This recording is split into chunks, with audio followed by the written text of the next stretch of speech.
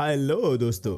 वैसे तो दुनिया में जब हम खूबसूरती की बात करते हैं तो हमें मिस वर्ल्ड, मिस यूनिवर्स या मिस्टर वर्ल्ड जैसे नाम सुनाई पड़ते हैं।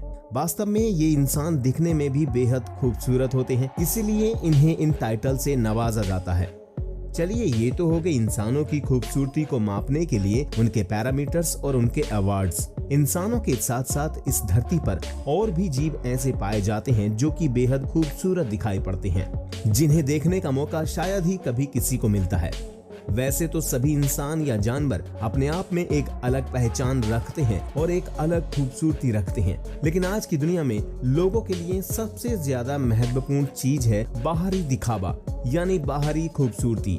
तो आज हम जीवों के अंदर की खूबसूरती के बारे में बात करने जा रहे हैं, जिसमें हम कुछ ऐसे जानवरों या पक्षियों को देखेंगे जो दिखने में वास्तव में बेहद खूबसूरत हैं और जिन्हें देखते ही आपको उन्हें अपने घर में ले आने का मन करेगा।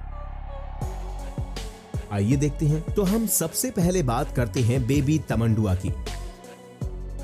ये दिखने में बेहद खूबसूरत जीव अमेरिका के घास के मैदानों में पाया जाता है। तमंडुआ ह्यूमन फ्रेंडली होते हैं। ये इंसानों को नुकसान नहीं पहुंचाते और इंसानों के बीच इन्हें रहना काफी अच्छा लगता है। बेबी तमंडुआ के दांत नहीं होते, बल्कि खाना खाने के लिए अपने नाखूनों पर ही ये निर्भर होता है और ये बहुत ही चटोरे किस्म के जानवर होते हैं। इन्हें अपने खाने में ज्यादा नमकीन खाना पसंद है। वैसे तो तमंडुआ हर तरह का खाना पसंद करता है और उसे हेल्दी रखने के लिए उसे इस तरह का खाना देना भी जरूरी है। तमंडुआ की लंबाई 1 मीटर के करीब होती है और इसकी 16 सेंटीमीटर लंबी जीभ होती है। वैसे तो दिखने में ये बेहद खूबसूरत जानवर है, लेकिन इसको बहुत आसानी से अपने पास नहीं रखा जा सकता, क्योंकि ये कहा जाता है कि हर खूबसूरत चीज को पाने के लिए उसकी कीमत चुकानी पड़ती है। वैसे तो बेबी तमंडुआ भी बेहद महंगा जानवर है और इनका ख्याल रखना भी आम इंसान के बस की बात नहीं है।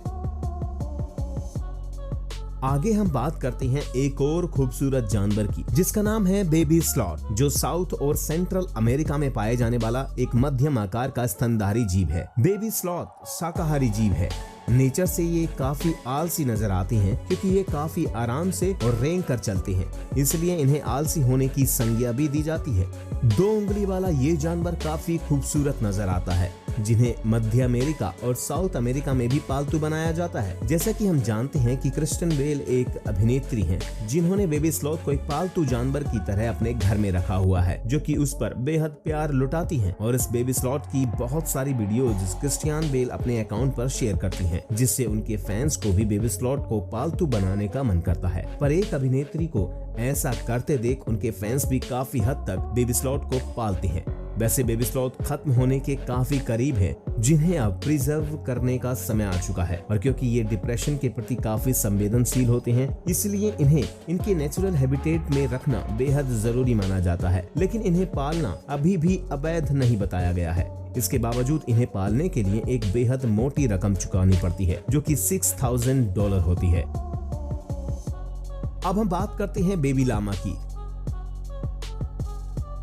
जिसे एंटी डिप्रेशन थेरेपी भी कहा जाता है। अगर आप डिप्रेशन में चल रहे हैं तो आपको एक बार तो लामा से मिलना जरूर चाहिए। बेबी लामा को पहले भेड़ों बकरियों की तरह ही पाला जाता था। बेबी लामा को पहले भारी सामान उठाने के लिए और उनसे ऊन प्राप्त करने के लिए पालतू पशुओं की तरह रखा जाता था।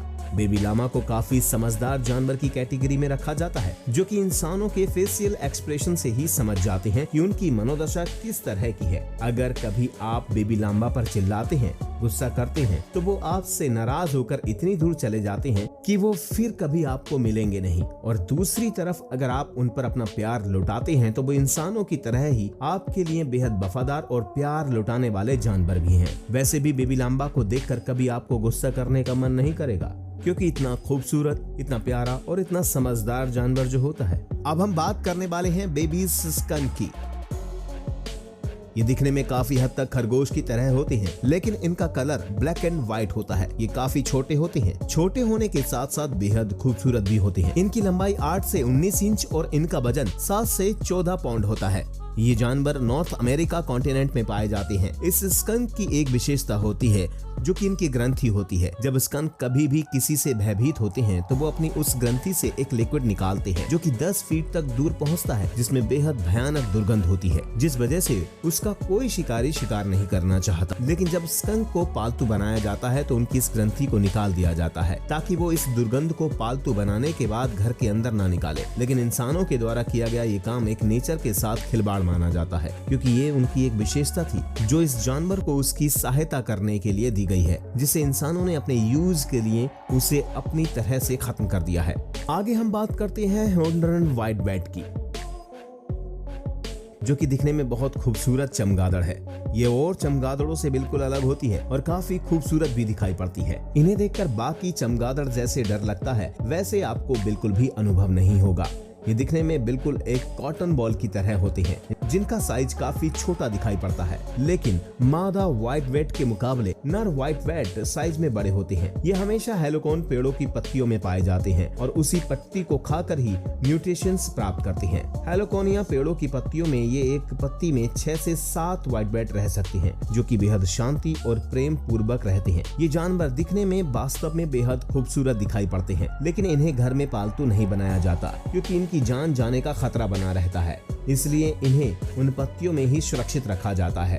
इनका बेहद ही शांत स्वभाव भी पाया जाता है। तो दोस्तों, आप हमें बताइए कि आप किस जानवर को पालना पसंद करेंगे या आपको कौन सा जानवर सबसे ज्यादा प्यारा लगा। कमेंट करके जरूर बताइएगा।